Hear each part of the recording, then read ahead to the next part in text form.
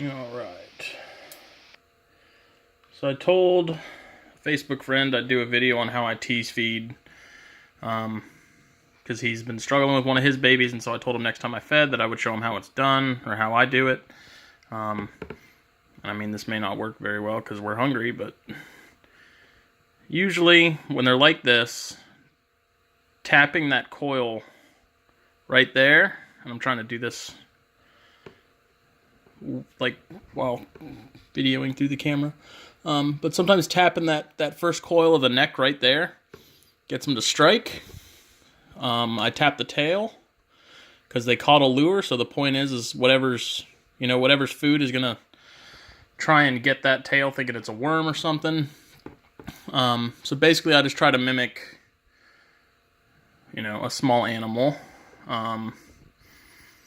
coming in for a free meal, and usually after a few minutes of playing this game, we get the message, we figure out it's food. I also usually take the water bowl out. Yeah. And so we'll wrap it. We may eat it. This one kind of I need to clean the paper towel. This one has a habit of wrapping the mouse and then grabbing it. But usually if I do this and I leave it alone, it drops it. I'll just come back and offer it to it again. Probably heat it up again too, because heat does kind of play a part in it. These are some pretty fresh pre-killed pinks. So I usually, with frozen thawed, I get as hot of water as I can from the faucet and heat them up that way. And then as they cool off, if these guys aren't taking the pinkies, just keep heating up, because once you pull them out of water, they do kind of lose their heat pretty quick.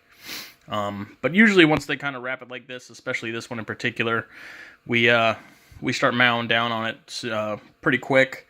When they do this as well, I cover the tub up and I put them back on the shelf and turn off the lights and leave the room for a bit. Even if I have other stuff to feed, or I will just feed them last. So that's just kind of a quick rundown of how I do it. This one's coming along pretty nicely as far as food goes. We still have to be tease fed a little bit. Once they get to a bigger size, as they grow, they figure it out pretty quick, and you don't have to do it as much. But when they're young like this, sometimes it can take a bit of pestering. Sometimes I find myself sitting here for 10 plus minutes, just beating them up with the pinky, trying to get them to take it. Sometimes they do, sometimes they don't.